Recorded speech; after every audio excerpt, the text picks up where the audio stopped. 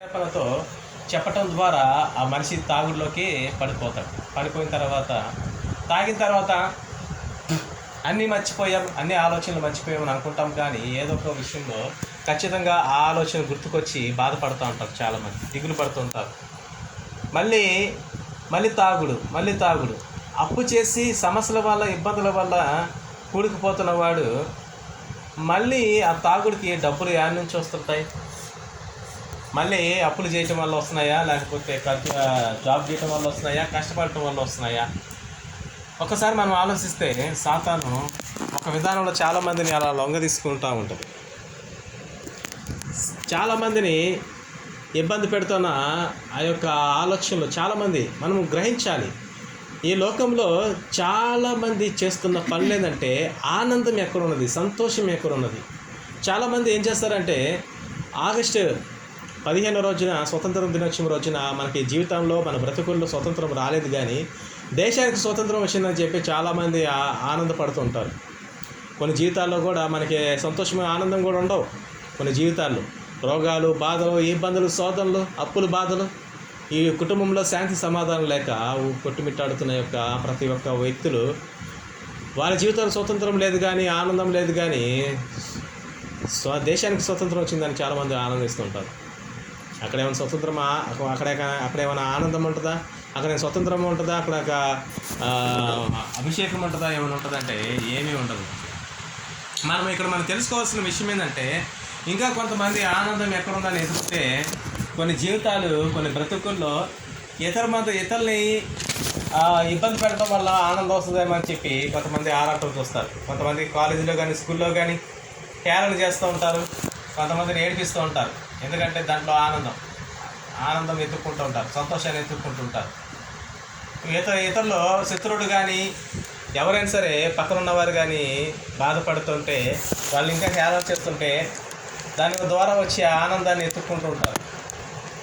కానీ ఇవన్నీ ఎవరిస్తున్నారు? ఈ ఆనందాన్ని ఎవరిస్తున్నారు? ఈ సంతోషాన్ని ఏడిపించడంలో, మా మనిషిని ఏడిపించడంలో కానీ, అప్పుల బాధలో ఉండి తాగటంలో కానీ, కుటుంబంలో శాంతి సమాధానం లేకుండా విధానంలో కానీ తాగటం కానీ, చెడు వ్యసనాలు కానీ పడిపోవటం కానీ, ఈ విధంగా దీంట్లో ఆనందం ఎత్తుక్కోవాలని ఆరాటంతో చాలామంది ఆలోచిస్తుంటారు. సినిమాలు చూడటంలో కానీ వీటిలో ఆనందం ఎత్తుక్కోవాలని చూస్తుంటారు. కానీ కొంతమందిలో ఇంకా చాలామంది ఈ లోకంలో ఒక్కొక్క విధానంలో ఆనందం చూస్తుంటారు. కానీ ఈ ఆనందాన్ని ఎవరిస్తున్నారు? మనం ఆలోచిస్తే సాతాను ఇస్తుంది. ఎందుకంటే సాతాను తన టార్గెట్ ఏంటంటే యెహోవా తండ్రి పైన ఉండవలసిన ఈ యొక్క లూసిఫరు, చూసావా నేను దేవుడి కన్నా పైన ఉన్నవాడిని, నా కింద కొంతమంది దేవదూతలు ఉన్నారు, వారు నేను చెప్పిన ప్రకారంగా వాళ్ళు నా మాట వింటారు అన్న ఒక ఆలోచనతో ప్రతి ఒక్కరు ఆ యొక్క లూసిఫరు గర్విస్తుంటే కొంతమంది దేవదూతలను కూడా తన వైపుకి మలుచుకొని నేను ఒక దేవుడినై ఉన్నప్పుడు మీకు ఒక రాజ్యాన్ని ఇస్తాను, ఒక పదవిని ఇస్తానని చెప్పి వాళ్ళని ఆశ పుట్టించి కొంతమంది దేవదూతలను తన వైపుకి లాగట్టుకునే విధానం చూస్తున్నాం, తెలుసు మనకి. అప్పుడు యెహోవా వాటిని చూసి లూసిఫర్ని నేల మీద, భూమి మీద ఒక ఏమి తెలియని ఒక ప్రదేశంలో లూసిఫర్ని త్రోసివేయటము మనం చూస్తున్నాము బైబిల్ గ్రంథంలో. అయితే లూసిఫర్ని త్రోయబడిన తర్వాత ఒక నరకము, ఒక చీకటి గది, ఒక చీకటి ప్రాంతాన్ని ఆ లూసిఫర్ని తొయ్యాలని ఆలోచన కలిగి యెహోవా తండ్రి ఉన్నప్పుడు, అయితే వీరు కాదు నాకు ఉండవలసిన వారు, ఎవరో నాకు ఉండాలి అనే ఒక ఆలోచనతో మనుషులని తయారు చేసుకున్నాడు యెహోవా దేవుడు. ఆయన ఆ మనుషుల్ని ప్రేమతో తయారు చేసుకున్నాడు, ప్రేమతో రూపురేఖలతో దిద్దాడు, ప్రేమతో వారిని నడిపించాడు, సహాయం చేస్తున్నాడు. ఆయన ఎత్తుకున్నాడు, ముద్దాడాడు, ముచ్చటించాడు, కావలసిన ప్రతిదీ అనుగ్రహిస్తున్నాడు. ఆయన ఉండు చోటున వారు ఉండులాగున సహాయం చేస్తున్నాడు ప్రతి విషయాల్లో. మనుషులకున్న ఘనత ఏంటంటే, మనుషులకున్న ధన్యత ఏంటంటే దేవదూతలో లభించని విధంగా, దేవదూతలు పొందలేని విధంగా మనల్ని ఆయన సింహాసనం పక్కన ఒక సింహాసనాన్ని మనకి ఇవ్వాలని, ఆయన పొందుకునే కిరీటంలో ఒక కిరీటం మనకు ఇవ్వాలని, ఆయన మనకి స్థలం సిద్ధపరచడానికి ఆయన మనకన్నా ముందుగా వెళ్ళి ఉన్నాడు యేసుక్రీస్తు. చూసారా, యేసుక్రీస్తు మన కోసము ఎన్నో బాధలు, ఎన్నో శ్రమలు, ఎన్నో బాధలు అనుభవించి ఆయన శిలువలో ప్రాణం అర్పించి తండ్రి కుడిపార్శ్వన కూర్చొని మన కోసం విజ్ఞాపన చేస్తూ ఇవన్నిటినీ సాతానుకు తెలుసు. ఈ ప్రజలు, ఈ బిడ్డలు, దేవుని కుమారులు అయిన ఈ బిడ్డలు ఖచ్చితంగా వీళ్ళు పరలోక రాజ్యం చేరితే అక్కడ ఆనందం, వీళ్ళకి సంతోషం, దుఃఖం ఉండదు, ఇబ్బంది ఉండదు. కానీ వీళ్ళని బాధపరచాలి. ఎందుకంటే తన కుమారులను ఎవరైనా తల్లిదండ్రులు, లోకపు తల్లిదండ్రులు తమ బిడ్డలు బాధపడుతుంటే ఎవరికి బాధ కలిగిద్ది? తల్లిదండ్రులకే కదా. వాళ్ళు ఇబ్బందులు పడిపోయినా, శ్రమలు పడిపోయినా ఎవరికి బాధ కలిగిద్ది అంటే తల్లిదండ్రులకే కదా. మనం గ్రహించవలసిన విషయం ఏంటంటే తల్లిదండ్రులు బాధపడుతున్నప్పుడు ఎవరు సంతోషిస్తారంటే శత్రువులు సంతోషిస్తారు. తమ బిడ్డల వల్ల ఎవరైతే సంతోషంగా ఉంటారో తల్లిదండ్రులు, దాన్ని బట్టి శత్రువులు బాధపడతారు. మనం గ్రహించవలసిన విషయం ఏంటంటే యెహోవా తండ్రి బిడ్డలపైన మనం ఆనందించిన, సంతోషించిన, ఎప్పుడు మనము గంతులు వేసినా ఎవరికి బాధ కలిగితే సాతానుకు మాత్రము బాధ కలిగింది. మరి తమ బిడ్డలు, యెహోవా తండ్రి బిడ్డలు బాధపడినా, దుఃఖపడినా, ఎవరికి ఆనందం అంటే సాతానుకి ఆనందం. అందుకని తమ బిడ్డల్ని నరకంలో తనతో పాటు నరకంలో ఉండటం కోసం అని చెప్పి ఎన్నో ప్రయత్నాలు చేస్తూనే ఉంటుంది. ఇప్పుడు కూడా చేస్తూనే ఉంటుంది. ఆ ప్రయత్నం ఎలాగుంటుందంటే క్షణం మాత్రం ఉన్న సంతోషంలో మనుషులు పరిగెడుతున్నారు. నిమిషం మాత్రం ఉన్న సంతోషంలో మనుషులు పరిగెడుతున్నారు. ఎవరు పరిగెడుతున్నారంటే ఆశ కనిపిస్తున్న సాతాను పరిగెత్తిస్తుంది. యేసుక్రీస్తుని కూడా ఒక దినాన పరిగెత్తించాలని ఆలోచన కలిగి 40 దినాలు ఉపవాస ప్రార్థనలో ముగించుకున్న తర్వాత ఆకలిగా ఉన్న యేసుక్రీస్తు, మనిషి రూపిగా ఉన్న యేసుక్రీస్తు ఆకలిగా ఉన్నప్పుడు సాతాను యేసుక్రీస్తుతో మాట్లాడుతున్నది. ఈ రాళ్ళు రొట్టెలు చేసుకొని తినమని. రెండవది, దేవాలయం శిఖరం మీద తీసుకొని వెళ్ళి అక్కడ దూకితే దేవదూతలు పట్టుకుంటారు కానీ ఎత్తుకుంటారు కదా అని ఒక ఆలోచన కలిగించింది సాతాను యేసుక్రీస్తుని. తర్వాత మూడో ఒక శోధన ఏమిటంటే ఈ లోకమంతటిని చూపించి ఇవి నీకు ఇస్తాను, నన్ను బ్రొక్కు, నా యొక్క పాదాల మీద సాగిలపడు అనే ఒక ఆలోచన సాతాను యేసుక్రీస్తుని తీసుకొచ్చింది. అంటే సాతాను ఒక్క క్షణం మాత్రం ఉన్న సంతోషాన్ని యేసుక్రీస్తుకి ఇచ్చి లొంగ తీసుకోవాలనుకున్నది, తన వైపుకి తిప్పుకోవాలనుకున్నది సాతాను. కానీ యేసుక్రీస్తు ఏమన్నాడు తెలుసా? నన్ను శోధించుకు సాతానా, వెళ్ళిపో అన్నాడు. అంటే అక్కడ శోధించబడుతున్నాడని సాతాను ద్వారా యేసుక్రీస్తుని శోధిస్తున్నాడని చెప్పి యేసుక్రీస్తుకి తెలుసు. నన్ను శోధిస్తున్నాడు సాతాను, వీటన్నిటిని చూపించి నన్ను లొంగ తీసుకోవాలనుకుంటున్నాడు, యెహోవా తండ్రికి దూరపరచాలనుకుంటున్నాడు, తమ బిడ్డలు పాపంలో నుంచి విడిపించాలని నన్ను పంపించినప్పుడు ఆ యొక్క మాట ఆలోచనని త్రోసివేయాలని, నాశనం చేయాలని సాతాను చూస్తున్నాడని యేసుక్రీస్తుకు తెలుసు. అందుకే వాటినన్నిటినీ నాకు అవసరం లేదు అని సాతానును దూరపరిచాడు, సాతానాన్ని అనగదొక్కాడు. చూసారా? యేసుక్రీస్తుకు తెలుసు. ఎలా తెలుసు? ప్రార్థన ద్వారా తెలుసు. ప్రార్థన ద్వారా ఆయనకు తెలుసు. ఆయనతో మాట్లాడువారు యెహోవా తండ్రి ఆయనతో ప్రతి విషయంలో సంభాషిస్తున్నాడు. నా ప్రియకుమారుడు, నువ్వు నా కోసము నేను చెబితే నీ లోకానికి నువ్వు వచ్చి ఉన్నావు, నా ప్రజల పాపంలో ఉండి పడిపోయి ఉన్నారు, వారిని నిమిత్తము నువ్వు ఈ లోకానికి వచ్చి ఉన్నావు, వారు చేసిన పాపములు రక్తముతో కూడబడి ఉన్నది, ఆ రక్తము నీ రక్తముతో కూడితే అవి పాప విమోచన కలుగుతున్నది, అందరికీ రక్షింపబడతారనే ఒక ఆలోచన యేసుక్రీస్తుకు ప్రతి దినము యెహోవా తండ్రి బోధిస్తూనే ఉన్నాడు. ఆ బోధనల ప్రకారంగా గుర్తించుకొని సాతాను ద్వారా శోధింపబడుతున్న యేసుక్రీస్తు సాతానును గద్దించగలిగాడు. ఆ గద్దింపు మనకు లేదే, మనం గద్దించలేకపోతున్నామే సాతాన్ని.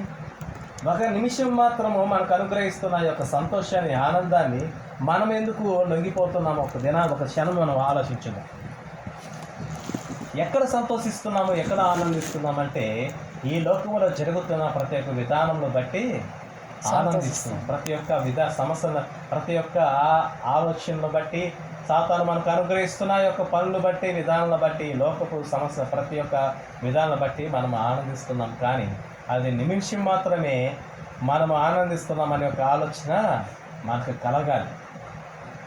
మనం టీవీలో చూసినా, ఫోన్లు చూసినా, మనుషులతో ముసలపు ముచ్చట్లు వేసినా, లోకపు సమస్యలతో, లోకపు ఆనందంతో మనం ఉన్నా అది నిమిషం మాత్రమే మనం ఆనందిస్తున్నామని మనం గ్రహించాలి. ఎందుకంటే తర్వాత తన వల్ల మనం ఎదుర్కొంటున్న ఆ యొక్క సమస్యలో మనం ఎదుర్కోవాల్సి వస్తుంది. సాతాను మనం తర్వాత ఒక నిమిషం మాత్రం మనకు ఆనందాన్ని ఇస్తుంది, కానీ తర్వాత మనల్ని శ్రమల్లో పడేస్తుంది. ఆ పడిన తర్వాత మనము వాటిని ఎదుర్కోవాలి, ఆ బాధలు ఎదుర్కోవాలి, ఆ సమస్యలు ఎదుర్కోవాలి, ఆ ఇబ్బందులు ఎదుర్కోవాలి, ఆ నొప్పి ఎదుర్కోవాలి. ఏ రూపంలో వస్తుందో తెలీదు. ఆ సమస్య ఖచ్చితంగా ఆ రూపంలో వచ్చినప్పుడు మనం ఎదుర్కోవాలి. అప్పుడు ఎవరు మనకు సహాయం చేస్తాడు? మనము యేసయ్యని మనము త్రోసివేసి, యెహోవా తండ్రిని త్రోసివేసి, సాతాను అనుగ్రహించిన నిమిషం మాత్రం సంతోషాన్ని మనం పొందుకుంటున్నామే. మరి తర్వాత నిమిషం తర్వాత మనం ఎదుర్కొన్న సమస్యలు, ఇబ్బందులు, ఆటంకములు ఈ ద్వారా అవి మనకు ఎదుర్కొంటున్నప్పుడు, మనం పడుతున్నప్పుడు ఆ బాధలు ఎవరు మనకు సహాయం చేస్తారు? దేవుడు సహాయం చేయాలంటే మనం ఆయన త్రోసివేసే కదా. యెహోవా సాతాను అనుగ్రహించే నిమిషం మాత్రము సంతోషాన్ని మనం పొందుకోవాలని మనం పడిపోయి ఉన్నాం. మరి దేవుడు ఎలా సహాయం చేస్తాడు అంటే మనం ఆయన సరిధిలో పశ్చాత్తాపడి మనం చేసిన పాపము, చేసిన ఒక విధానము, చేసిన యొక్క ఆనందం, నిమిషం మాత్రం ఆనందము మన జీవితంలో ఎప్పుడూ ఉండకూడదు, ఎప్పుడు త్రోసివేసేయాలి. అంతే కదా. యేసుక్రీస్తు ఒక మాట అంటాడు. ఏమంటే పాపములో ఒప్పుకొని విడిచిపెట్టువాడు వర్ధిల్లును. అవును, పాపము ఒప్పుకోవాలి, ఒప్పుకోవటమే కాదు విడిచిపెట్టాలి. ఇంకెప్పుడు వాటిని పట్టుకోకూడదు. అబద్ధము కానీ, దొంగతనం కానీ, ఏదైనా సరే మనము ఒక్కసారి వాటిలో పడిపోతున్నప్పుడు తప్పించుకోవాలి. ఎందుకంటే వాటి వల్ల మనకు ఎన్నో బాధలు, ఎన్నో ఎదుర్కోవాల్సి వస్తుంది. అందుకే చూసారా, నిమిషం మాత్రము మనకి ఆనందించే సాతాను ఉచ్చులో పడిపోకుండా బైబిల్ గ్రంథంలో అపోస్తలుడైన పౌలు ఫిలిప్పీ రాసిన పత్రిక 4వ అధ్యాయం 4వ వచనంలో ఒక విలువైన వాక్యము అక్కడ మనకి ఇవ్వబడుతుంది. ఎక్కడ మనం ఆనందించాలంటే ఎల్లప్పుడూ ప్రభువునందు ఆనందించుడి. మరలా చెప్పుదును, మీరు మర్చిపోవద్దు. అంటే ఒక్కసారి చెబితే మనం మర్చిపోతామేమని. ఎందుకంటే మనుషులు మతిమరుపు ఎక్కువ. ఒక్క ఆలోచన ఆలోచిస్తాడా? ఒక్క నిమిషంలోనే 10 ఆలోచనలు ఆలోచించే సమయంలో ఉంటున్నారు ఇప్పుడు ప్రతి ఒక్క ప్రజలు. ఒక నిమిషంలోనే 10 ఆలోచనలు కలిగి ఉంటున్నారు. ఈ 10 ఆలోచనలు మైండ్లో పడిపోయినప్పుడు ఈ 10 ఆలోచనలు ఒక్క నిమిషంలో ఒకేసారి జరగవు. ఒక్కసారి మనం ఆలోచించలేం. ఆ 10 ఆలోచనలో 4 ఆలోచనలు మర్చిపోతాం, మిగతా 6 ఆలోచనలు గుర్తుపెట్టుకుంటాం. కొంతమంది అయితే 5 ఆలోచనలు మర్చిపోతారు, 5 ఆలోచనలు గుర్తుపెట్టుకుంటారు. కానీ ప్రతి ఒక్కరూ పౌలు ఫిలిప్పీలకు రాసిన పత్రిక, ఫిలిప్పీలకు సంఘానికి రాసిన పత్రిక ఇది. వారికే కాదు, ప్రతి ఒక్కరికి చెబుతున్న మాట ఏమిటంటే ఎల్లప్పుడూ ప్రభునందు ఆనందించుడి, మరలా చెప్పుదును ఆనందించుడి. అంటే ఒక్క నిమిషం మీకు చెబుతున్న మాట కాదు, ఒక్కసారి చెబుతున్న మాట కాదు, మీరు మర్చిపోతారు. అందుకని చెబుతున్నాను, 2 సార్లు చెబుతున్నాను. ఎల్లప్పుడూ ప్రభునందు ఆనందించుడి, మరలా చెప్పుదును ఆనందించుడి. ప్రభునందే ఆనందించాలి. ఎందుకంటే ఈ లోకంలో ఆనందం నిమిషం మాత్రం. ప్రభువు ఇచ్చే ఆనందము యుగయుగాలు. ఈ లోకము సంబంధించిన ఆనందం మనం అనుభవించగలుగుతాం, పరలోక సంబంధమైన ఆనందము మనం అనుభవించగలుగుతాం. అలాంటి ఆనందం మన జీవితంలో మనం పొందుకోవాలంటే మనం ఎక్కడ ఉండాలంటే ప్రభువునందు ఉండాలి. మనం ఎక్కడ ఆనందించగలం? ప్రభువునందు ఉంటేనే మనం ఆనందించగలం. ఎందుకంటే పరిశుద్ధత, విశ్వాసం లేకుండా ప్రభువుకు ఇష్టలైనట అసాధ్యము. దేవుడు ఒక మాట చెబుతున్నాడు. ఏ మాట అంటే 4వ అధ్యాయము 5వ వచనం. మీ సహనమును సకల జనులకు తెలియబడి ప్రభువు సమీపంగా చూసారా, ప్రభువు సమీపంగా ఉన్నాడంట. మనము ప్రభునందు ఆనందించాలి. చాలామంది సహనము లేదు. ప్రభువులో ఉండటం ప్రతి ఒక్కరికి సహనము లేకుండా పోతుంది. ఎందుకంటే సాతానిచ్చే సుఖము, సాతానిచ్చే నిమిషమైన సుఖము, నిమిషం మాత్రం సంతోషము ఎంతో గొప్పగా కనపడుతుంది మన ఎదురుగా. అది ఎంతగా కనపడిద్దంటే ఇంకా సంతోషం ఎక్కడ దొరకదు అనే విధంగా కనపడుతుంది మనకి ఎదురుగా. సాతాను ఆ విధంగా మనల్ని పడేస్తుంది.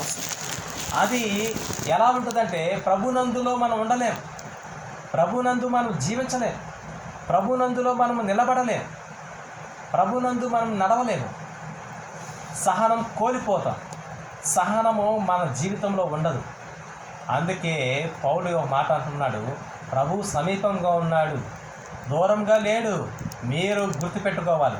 ఈ లోకంలో ఒక కంపెనీలో కానీ, ఒక జాబ్లో కానీ, ఎక్కడో కానీ ఒక యజమానుడు దగ్గరగా ఉన్నప్పుడు ఆ యొక్క సర్వీస్ పనిచేసేవారు ఎలా ఉంటారంటే దగ్గరగా ఉంటే జాగ్రత్తగా పనిచేస్తారు. ఎందుకో తెలుసా? యజమానుడు దగ్గరగా ఉన్నాడు కాబట్టి, గద్దిస్తాడు కాబట్టి, మనలో గుర్తింపు ఉంటుంది కాబట్టి యజమానుడు దగ్గరగా ఉన్నప్పుడు మనము జాగ్రత్తగా పనిచేస్తాము. యజమానుడు దగ్గరగా లేనప్పుడు, ఎక్కడికో బయటకు వెళ్ళిపోయినప్పుడు ఆ పని మనము జాగ్రత్తగా చేయలేము. ఏదో మనం పని చేసాంలే, ఏదో మనము గడిపాంలే, ఏదో ఈరోజు మనం జాబ్కి వచ్చాంగా చేసాంలే అని ఒక విధంగా మనం చేస్తాం. కానీ మనము జాగ్రత్తగా ఎప్పుడు చేస్తామంటే యజమానుడు దగ్గరగా ఉన్నప్పుడే మనం చేస్తాం. అలాగే పౌలు ఒక మాట చెబుతున్నాడు, మీరు సహనంగా ఉండండి, సకల జనులకి మీరు తెలియబడే విధంగా మీరు సహనంగా ఉండండి. ఓ పిలిపి సంఘస్థులారా, క్రైస్తవులారా, దేవుని బిడ్డలారా, ప్రభువునందు మీరు ఆనందించాలంటే మీరు సాతాను మీదనే ప్రభునందు మిమ్మల్ని ఉంచదు. కాబట్టి మీరు సకల జనులకు తెలియబడే విధంగా మీరు సహనము కలిగి ఉండాలి. అప్పుడు మీరు సహనం కలిగి ఉంటే ప్రభునందు మీరు ఉండగలుగుతారు. ఉంటే తద్వారా మీరు ఆనందించగలుగుతారు. ఇక్కడ దేవుడు మనకు చెబుతున్న ఒక విలువైన సమయం, ఒక విలువైన మాట ఏమిటంటే ప్రభు సమీపంగా ఉన్నాడు. ప్రభు సమీపంగా ఉన్నాడు కాబట్టి, యజమానుడు సమీపంగా ఉన్నాడు కాబట్టి, సహోదరుడు సమీపంగా ఉన్నాడు కాబట్టి, స్నేహితుడు సమీపంగా ఉన్నాడు కాబట్టి మనం సహనము కలిగి ఉంటే ఆయన ఖచ్చితంగా మనకి సహాయం చేస్తాడు. యజమానుడు మనకు దగ్గరగా ఉన్నప్పుడు మనము ఆయన ముందు మనము నీతిగా, యథార్థంగా, పవిత్రంగా, పరిశుద్ధంగా మనము పనిచేసినప్పుడు ఆయన గుర్తించి మనకు గొప్ప బహుమానం ఇస్తాడు కదా. అలాగే యజమానుడైన యెహోవా దేవుడు, యజమానుడైన యేసుక్రీస్తు ప్రభు మనకు సమీపంగా ఉన్నాడు కాబట్టి ఆయన యందు మనం సహనముగా ఉంటూ అనేక మందికి, సకల జనులకు మన సహనాన్ని మనకు తెలియజేస్తున్నప్పుడు అప్పుడు మన ప్రభునందు ఉంటే ఆయన యందు మనము ఆనందించగలం. ఆయనలో ఉన్నప్పుడు మనం ఆనందించగలం. ఆయన ఎక్కడ ఉన్నాడు? బైబిల్ గ్రంథంలో దావీదు రాసిన సంకీర్తనలో 145వ అధ్యాయము చూడండి ఒకసారి, మనం ముగించుకుందాం. 145వ సంకీర్తన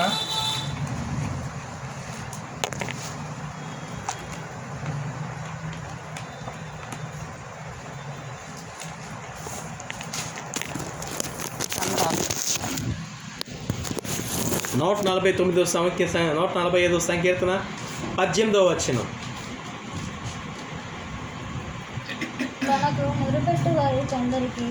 తనకు మొరపెట్టు వారికి అందరికీ దేవునికి స్తోత్రం. హల్లెలూయా. తనకు మొరపెట్టు వారికందరికీ, నిజముగా చెబుతున్నాను వినండి, తనకు నిజముగా మొరపెట్టు వారికందరికీ. మొరపెట్టువారు చాలామంది ఉంటారు. వేషధారణ మొర, అవిశ్వాసంతో కూడిన మొర, జాగ్రత్తగా వినాలి.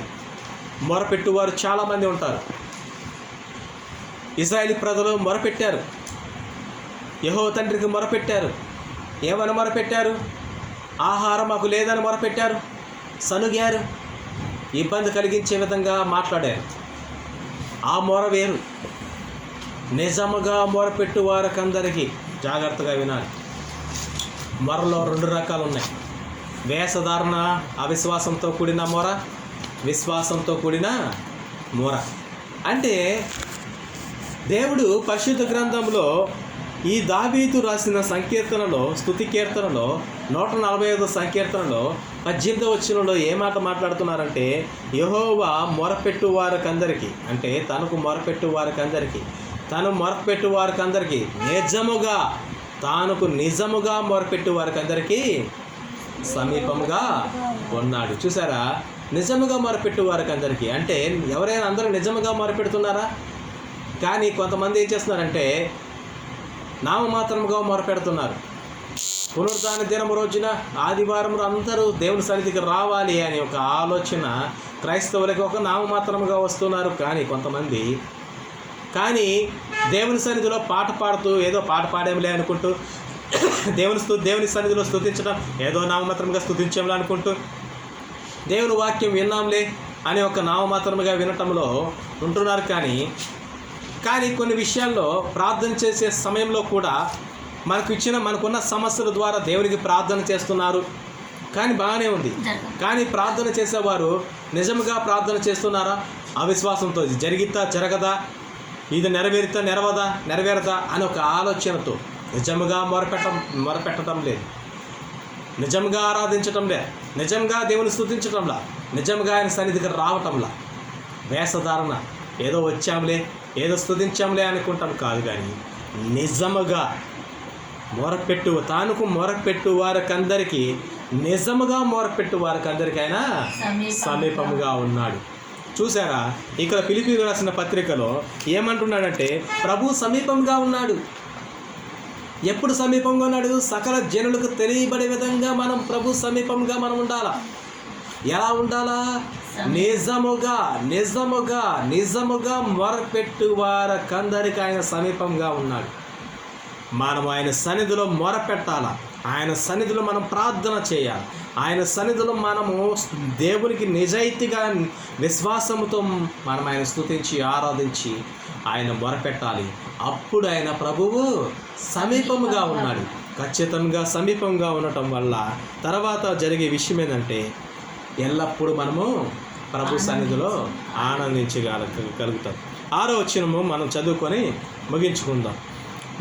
దేనిని గురించి చింతపడుకుడి కానీ ప్రతి విషయంలోనూ ప్రార్థన విజ్ఞాపనల చేత కృతజ్ఞత పూర్వకంగా మీ విన్నపములు దేవునికి తెలియజేయండి. చాలామంది ఏం చేస్తారంటే, దేవుడు బైబిల్ గ్రంథంలో ఒక మాట ఉంటుంది, మీ చింత యావత్తును ప్రభు మీద వేయుడి. మరి ఇంకో మాట ఉంటుంది. ఏ మాట? మత్తయి సువార్త గ్రంథము 11వ అధ్యాయం 28వ వచనంలో మాట ఉంటుంది. ఒకసారి చూడండి. మత్తయి సువార్త గ్రంథము 11వ అధ్యాయము 28వ వచనం.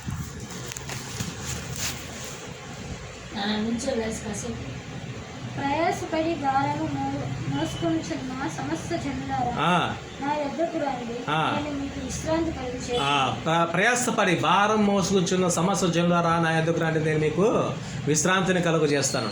ప్రతి ఒక్కరూ పాపము అనే భారము, శ్రమ అనే భారము, అప్పులనే భారము, రోగం అనే భారము, ఇబ్బందులనే భారము, ప్రతి ఒక్క భారము మోసుకొనుచున్న సమస్త జనులారా నా యొద్దకు రండి, నేను మీకు సమీపంగా ఉన్నాను, దూరంగా లేను, సమీపంగా ఉన్నా కాబట్టి నాకు దగ్గరగా రండి, నాతో ఉండండి, మీ భారము నా మీద వేయుడి, మీకు విశ్రాంతిని ఇస్తాను, సంతోషాన్ని ఇస్తాను, ఆనందిస్తాను. నా యందు మీరు ఆనందించండి, నా యొద్దకు రండి, మీ భారాన్ని నా మీద వేయండి, మీకు ఆనందం ఇస్తాను. ఎందుకంటే ప్రభునందు ఆనందించుడి, మరలా చెప్పుదును, ప్రభునందు ఆనందించుడి. ఎందుకంటే ఆయన సమీపంగా ఉన్న దేవుడు కాబట్టి ఆయన యందు మనం ఉండి ఆనందించాలి. మన మీద ఉన్న బరువు, శ్రమలు, ఇబ్బందులు, ఆటంకములు, రోగములు ప్రతిదీ ఆయన యందు వేసి ఆయన యందు మనము ఆనందించాలి, ఆయన యందు మనం సంతోషించాలి, ఆయన యందు మనము ఉండాలి. పరిశుద్ధ గ్రంథంలో దేవుడు పౌలు ద్వారా ఒక మాట మాట్లాడుతున్నాడు, ఎల్లప్పుడూ ప్రభునందు ఆనందించాలి. ఎక్కడ లేదు ఆనందం, ప్రభునందే ఉన్నది ఆనందం. ఎక్కడ లేదు సంతోషం, ప్రభునందే ఉన్నది సంతోషం. ఎక్కడ లేదు నిత్య ఆనందము ప్రభునందే ఉన్నది. ఒక మాట పరిశుద్ధ గ్రంథంలో యేసుక్రీస్తు ఈ లోకంలో వచ్చినప్పుడు, దేవదూతలు వచ్చినప్పుడు దేవదూతలందరూ ఒక మాట మాట్లాడతారు. ఏ మాట అంటే, సర్వోన్నతమైన స్థలములలో దేవునికి మహిమయు, ఆయనకి ఇష్టమైన మనుషులకు భూమి మీద సమాధానం కలుగును గాక. ఆయనకి ఇష్టమైన మనుషులకు భూమి మీద సమాధానం ఉంటుంది. ఆయనకి ఇష్టంగా మనం ఎప్పుడు ఉంటామంటే, ఆయనకు సమీపంగా ఉన్నప్పుడు, ఆయన దగ్గర ఉన్నప్పుడు, ఆయనతో ఉన్నప్పుడు మనము సంతోషము ఆనందము ఉంటుందని బైబిల్ గ్రంథంలో పరిశుద్ధుల ద్వారా మనకి తెలియబడుతున్న మాటలు. మనకు ఆనందం ఎక్కడ ఉంటుంది? ప్రభునందు ఉంటుంది. ఎల్లప్పుడూ ప్రభునందు ఆనందించుడి, మరలా చెప్పుదును ఆనందించుడి. ఈ మాట ఈ యొక్క పునరుద్ధాన దినము రోజున మనకి పరిశుద్ధాత్మ ద్వారా మనకు తెలియజేస్తున్నాడు. ఈ మాట ప్రియ నేస్తమా, ప్రియ దేవుని ప్రజలారా, మీరు ఆలకించుడి. ఏ మాట ఆలకించమని నేను చెబుతున్నానంటే, ప్రభునందు ఆనందించుడి, మరలా చెప్పుదును ఆనందించుడి. ఆయనతో ఉండాలి. ప్రభు సమీపంగా ఉన్నాడు కాబట్టి ఆయనతో ఉండి సకల జనులకు తెలియజేసే విధంగా, మన విశ్వాసాన్ని కనపరిచే విధంగా, మన నమ్మకాన్ని కనపరిచే విధంగా, నిజముగా మనం ఆయన సన్నిధిలో మొరపెట్టి అందరికీ తెలియజేసే విధంగా ఆయనతో ఉండి మనం ఆనందించాలి, ఆయనతో ఉండి మనం సంతోషించాలి. అప్పుడు అందరూ మనల్ని చూసి ఏమంటారంటే, ఇంత సంతోషం ఆనందం వీళ్ళకి ఎక్కడి నుంచి వచ్చినది? ప్రభువునందు ఉండటం వల్లే కదా వీళ్ళకి ఆనందం, సంతోషము. ఏ దుఃఖము, ఏ బాధలు వీళ్ళ జీవితంలో ఎప్పుడు సంతోషంగానే ఉన్నారు, ఎప్పుడు ఆనందంగానే ఉన్నారు. వీళ్ళు సమీపంగా ఉన్నారు వీళ్ళ ప్రభువునందే ఆనందిస్తున్నారు. కాబట్టి వీళ్ళ దేవుడు నిజమైన దేవుడు, వీళ్ళ దేవుడు గొప్ప దేవుడు అని మన ద్వారా అనేక మంది యెహోవా నామమును హెచ్చింపు చేసే విధంగా మనం నిలబడాలి. నిజంగా చెబుతున్నాను నా ప్రియ ప్రజలారా, నా ప్రియ దేవుని సంఘస్థులారా, ఒక మాట నేను చెబుతున్నాను. ఏ మాట అంటే, ప్రభునందు మనం ఆనందించాలంటే ఆయన యందు మనము ఉండాలి. ఆయన యందు మనము సంతోషంగా ఉండాలంటే, మనము ఎప్పుడు సంతోషంగా ఉండాలంటే ఆయన యందు మనం ఉండాలి, ఆయనతో మనం నడవాలి, ఆయనకు మనం నిజముగా మొరపెట్టాలి. అప్పుడు ఆయన మనకు సమీపంగా ఉంటాడు. మనం ఆయన యందు మనం ఆనందించగలుగుతాం. అట్టి ఆనందము, సంతోషము మనకు అనుగ్రహించి మనం నిత్యము నడిపించునుగాక. ఆమేన్.